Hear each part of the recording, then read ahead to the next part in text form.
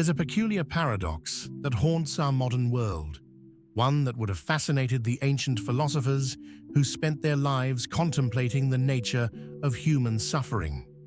We live in an age of unprecedented abundance, yet financial anxiety has become the background hum of contemporary existence. Walk through any city, scroll through any social media feed, or sit quietly in any coffee shop, and you'll witness the quiet desperation of people who earn more than kings of old, yet feel perpetually on the edge of financial ruin.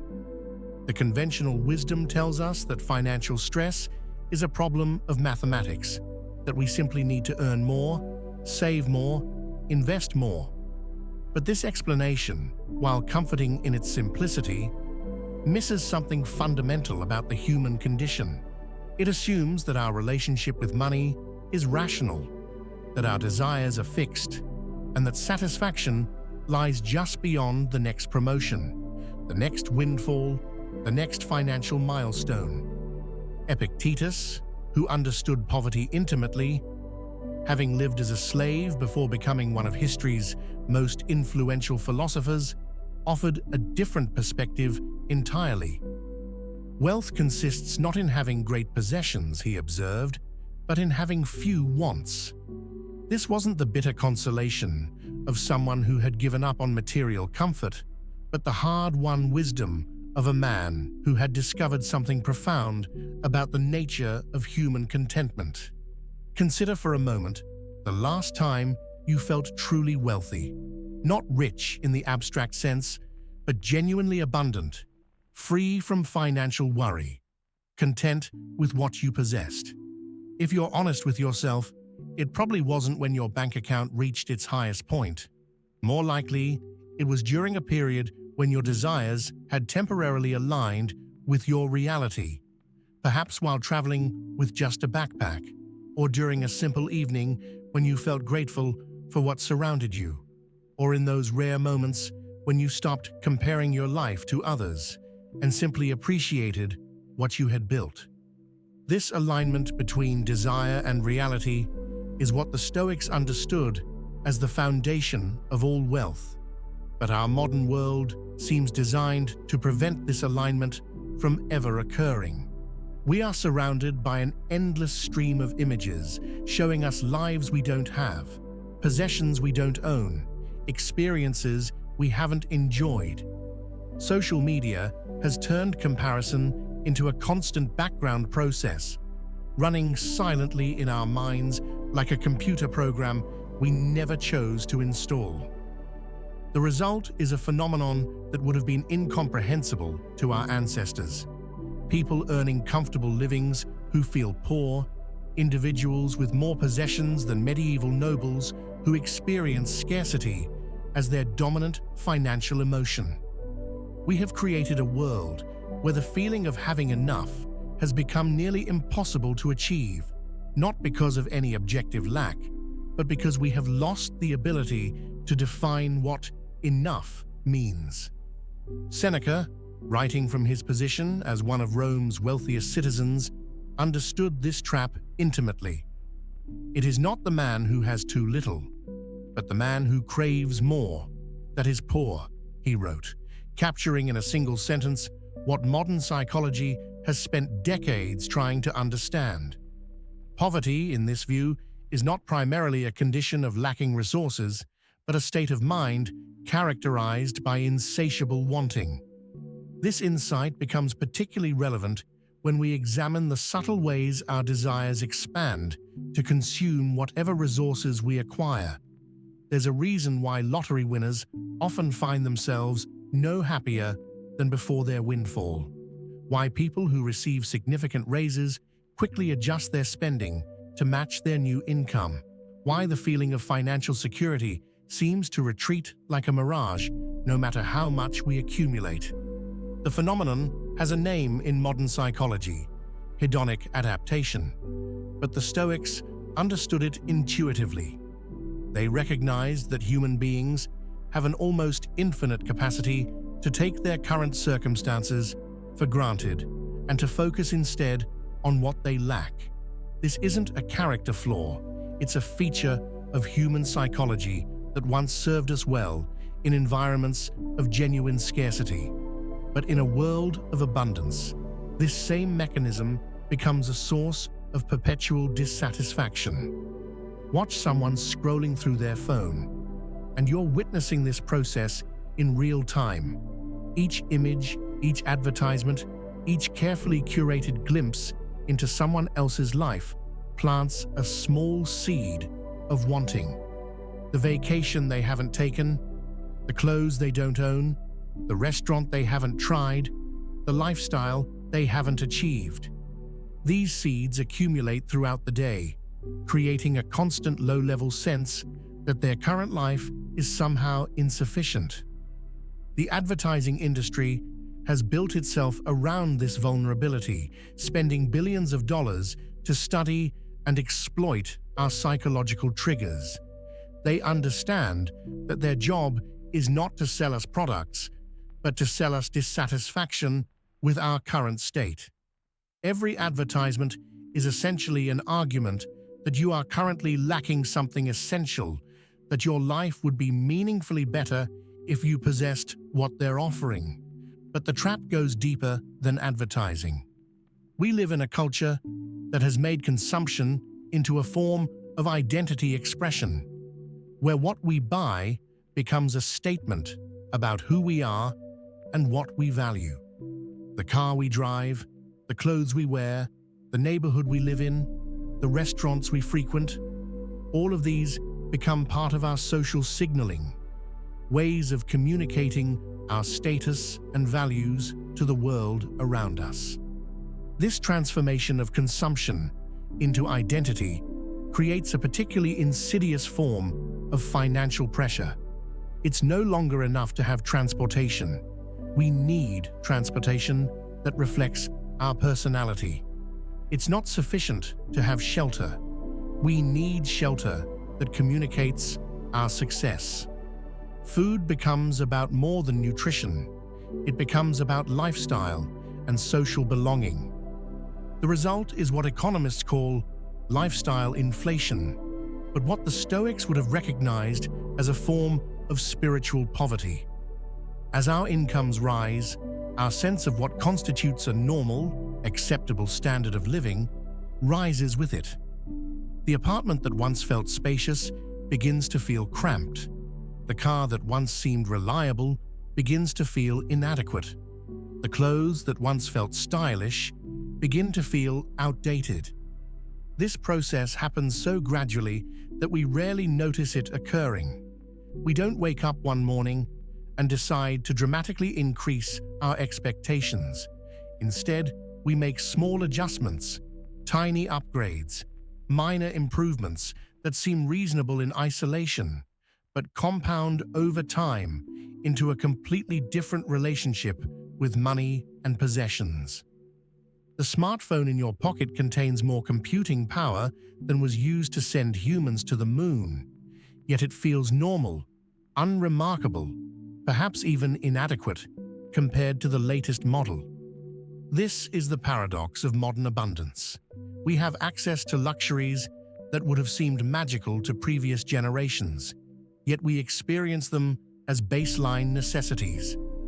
Marcus Aurelius, writing in his personal journal that would later become the Meditations, reflected on this tendency of the human mind to take miracles for granted. He practiced deliberately noticing the extraordinary nature of ordinary things, the complexity of a piece of bread, the marvel of consciousness itself, the intricate web of cooperation that makes modern life possible.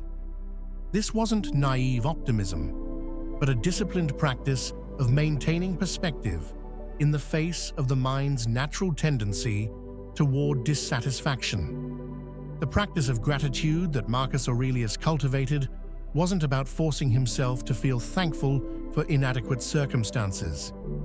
It was about recognizing the abundance that already surrounded him, the wealth that existed in his life before any additional acquisition. This recognition didn't make him passive or complacent. It made him free to make decisions about money and possessions from a place of clarity rather than desperation.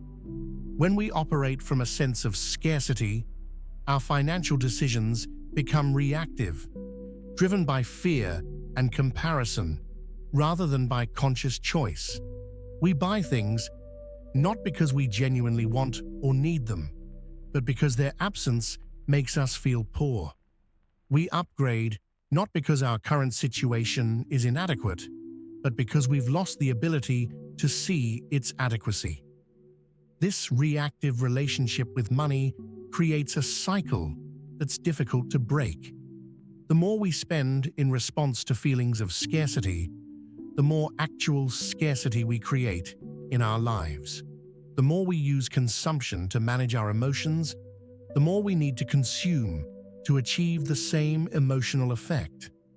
The more we rely on external possessions to define our identity, the more vulnerable we become to the endless pressure to acquire new possessions. Breaking this cycle requires something that our culture rarely discusses: the development of an internal sense of wealth that exists independently of our external circumstances. This isn't about convincing ourselves that we don't need money or that material comfort doesn't matter. It's about developing the capacity to feel abundant regardless of our current financial situation, to make decisions about money from a place of strength rather than weakness. The Stoics understood that this internal sense of wealth comes from clarity about what we actually need versus what we think we want. They practiced distinguishing between genuine necessities and manufactured desires, between purchases that serve our actual well-being and purchases that serve our ego or our anxiety. This distinction becomes particularly important in our current era of what psychologists call retail therapy, the use of shopping as a way to manage difficult emotions. When we feel stressed, disappointed, or inadequate, the temporary pleasure of acquisition can provide a brief respite from these uncomfortable feelings. But like any drug, the effect is temporary, and the underlying issues remain unaddressed. The dopamine hit that comes from making a purchase, from receiving a package, from acquiring something new, is real and powerful. Our brains are wired to find pleasure in novelty and acquisition. But the Stoics understood that relying on external sources for internal states is a form of slavery, a surrender of our autonomy to forces beyond our control. Seneca, despite his wealth, lived with the constant awareness that everything he possessed could be taken away. He regularly practiced voluntary discomfort, spending days eating simple food and wearing basic clothes, not as punishment, but as a reminder that his well-being didn't depend on his possessions. This practice wasn't about deprivation, it was about freedom. The freedom that comes from knowing that your happiness doesn't depend on maintaining a particular standard of living. This kind of freedom becomes increasingly rare in a world where our sense of normal is constantly being recalibrated upward. We adapt so quickly to improvements in our circumstances that we forget what life was like before them. The luxury of yesterday becomes the necessity of today, and what once felt like abundance begins to feel like the bare minimum. The antidote to this adaptation is not to reject all comfort or to live in deliberate poverty, but to maintain conscious awareness of our relationship with our possessions. To regularly ask ourselves whether we own our things or our things own us. To notice when we're using consumption to avoid dealing with deeper issues in our lives. To recognize when our spending is driven by genuine need versus social pressure or emotional management. This awareness allows us to make conscious choices about money rather than unconscious reactions to internal or external pressure. It creates space between the impulse to buy and the act of buying, space where wisdom can operate. In that space, we can ask ourselves whether this purchase will genuinely improve our lives, or whether it's an attempt to solve a problem that can't be solved through consumption. The most expensive purchases are often the ones we make to solve problems that aren't actually problems, to fix feelings of inadequacy that come from comparison, to address anxiety that stems from uncertainty about the future, to fill voids that can only be filled through relationships and meaning rather than possessions. When we understand this, we begin to see that the path to financial freedom isn't primarily about earning more money, though increased income can certainly help. The path to financial freedom is about needing less, wanting less, being satisfied with less. This isn't about living a diminished life. It's about discovering that a life with fewer possessions can be a life with more freedom, more flexibility, more resources available for the things that truly matter. The ancient Stoics weren't ascetics who rejected all material comfort. They were practical philosophers who understood that the relationship between possessions and happiness is more complex than our culture suggests. They recognized that some level of material security contributes to well-being, but they also understood that beyond a certain point, additional possessions often subtract from rather than add to our quality of life. This understanding becomes particularly relevant when we consider the hidden costs of our possessions, not just their purchase price, but the time required to earn the money to buy them, the mental energy spent thinking about them, the space they occupy in our homes and our minds, the maintenance they require, the anxiety we feel about losing or damaging them. Every possession we own makes a claim on our attention and our resources. The more we own, the more we have to manage, maintain, and worry about. The Stoics understood that simplicity isn't just an aesthetic choice. It's a practical strategy for focusing our limited time and energy on what matters most. This doesn't mean living in empty rooms or rejecting all comfort. It means being intentional about what we allow into our lives, choosing possessions that genuinely serve our well-being rather than our ego or our anxiety. It means recognizing that the most expensive thing we can buy is often the thing we don't really need. The practice of voluntary simplicity that the Stoics advocated isn't about deprivation, it's about discernment. It's about developing the wisdom to distinguish between what enhances our lives and what merely clutters them. This discernment becomes a form of wealth in itself, the wealth of knowing what we actually need, the wealth of being satisfied with what we have, the wealth of being free from the endless pressure to acquire more. When we develop this discernment, something remarkable happens to our relationship with money. Instead of feeling like a scarce resource that we never have enough of, money begins to feel abundant. Not because we have more of it, but because we need less of it. Not because our income has increased, but because our expenses have aligned with our actual needs rather than our manufactured wants. This alignment creates a sense of financial security that doesn't depend on any particular income level. It's the security that comes from knowing that you can be happy with less, that your well-being doesn't depend on maintaining a particular standard of living, that you have the internal resources to adapt to changing circumstances without losing your sense of abundance. The Stoics called this state of mind autarky, self-sufficiency, or independence. But they didn't mean independence from all external support or resources. They meant independence from the need for external validation, from the compulsion to keep up with others, from the anxiety that comes from tying our self-worth to our possessions or our income. This independence is perhaps the most valuable form of wealth we can cultivate. It's wealth that can't be taken away by market crashes or job losses or economic downturns. It's wealth that doesn't depend on our ability to earn or our capacity to accumulate. It's wealth that grows stronger with practice rather than weaker with time. The cultivation of this internal wealth requires a different kind of discipline than the discipline required to earn money or save money. It requires the discipline to regularly examine our desires, to question our assumptions about what we need, to resist the constant pressure to want more. It requires the courage to live differently from those around us, to find satisfaction in simplicity when our culture celebrates complexity.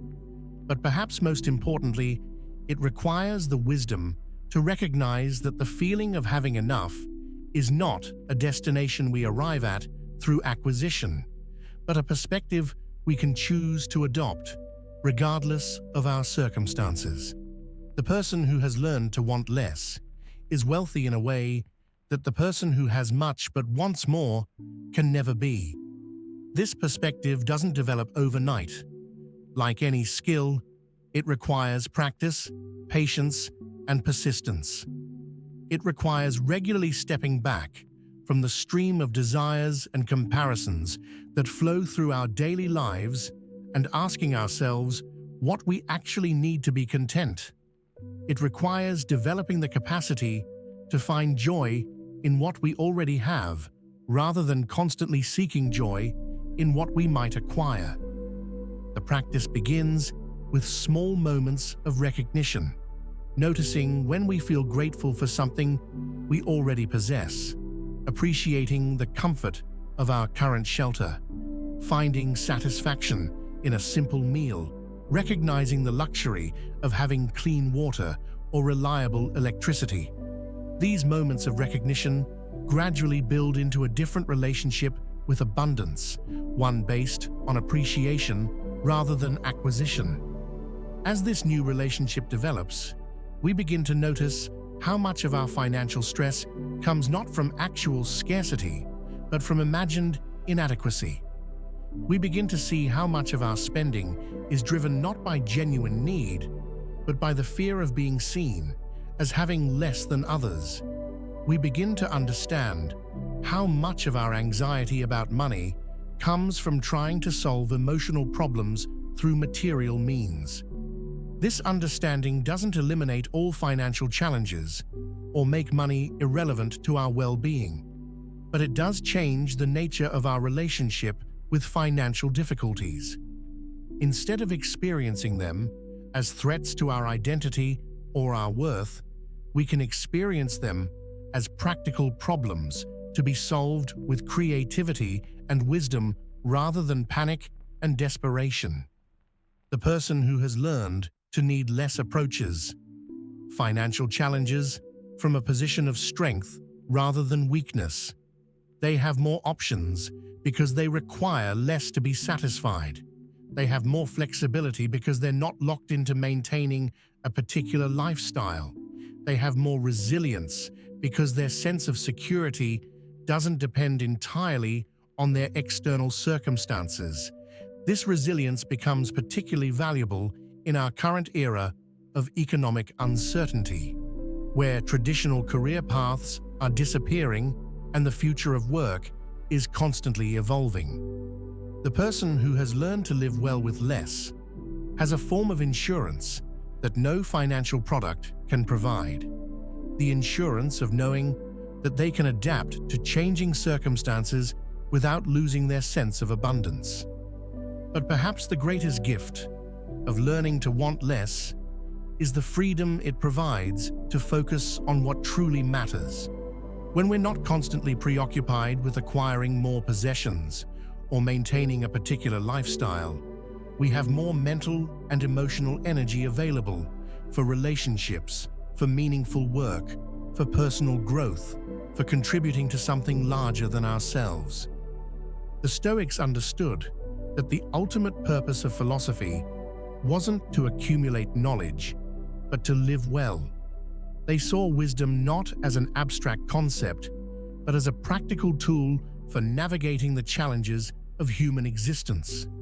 Their insights about wealth and poverty, about desire and satisfaction, about what we need versus what we want, weren't theoretical exercises, but practical guidance for anyone seeking to live with greater freedom and less anxiety.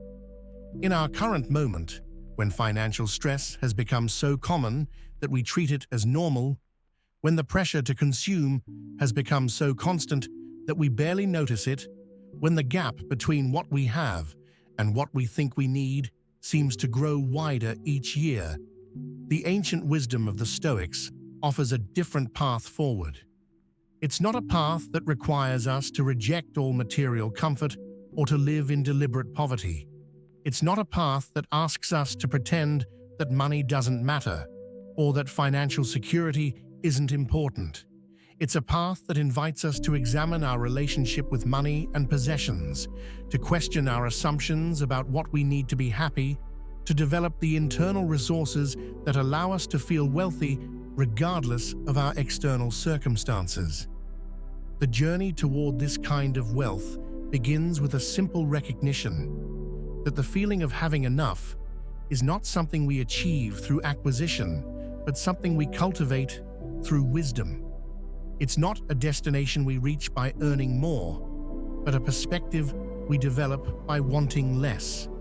It's not a state we maintain by accumulating possessions, but a freedom we discover by learning to be satisfied with what we already have. This recognition doesn't solve all financial problems or eliminate all money-related stress, but it does provide a foundation of abundance that remains stable regardless of changing circumstances. It offers a form of wealth that grows through sharing rather than diminishing, that strengthens through practice rather than weakening with time, that provides security through wisdom rather than through accumulation. The ancient philosophers who developed these insights lived in a world very different from ours, but they understood something about human nature that remains constant across cultures and centuries, that our relationship with our desires determines our experience of abundance or scarcity more than our actual possessions ever could. They understood that true wealth begins not with having more, but with needing less, not with earning more, but with wanting less, not with accumulating more, but with appreciating more of what we already possess. In the end, the choice between feeling broke and feeling wealthy is often not a choice about our external circumstances, but about our internal perspective. It's a choice about whether we define our worth by what we lack or by what we have, whether we measure our success by how much we've accumulated or by how much we've learned to appreciate, whether we seek security through acquisition or through the wisdom that comes from understanding what we actually need to live well. The person who learns this lesson, who discovers that wealth consists not in having great possessions, but in having few wants, has learned something that no amount of money can buy and no economic downturn can take away. They have learned the secret of feeling rich regardless of their bank account balance, of feeling secure regardless of their income level, of feeling free regardless of their material circumstances. This is the lesson that breaks the cycle of feeling broke, not by changing our external situation, but by transforming our internal relationship with abundance and scarcity, with having and wanting, with what we possess and what possesses us. It's a lesson that offers not just financial freedom, but a deeper kind of liberation, the freedom that comes from discovering that we already have everything we need to feel wealthy, if only we can learn to see it.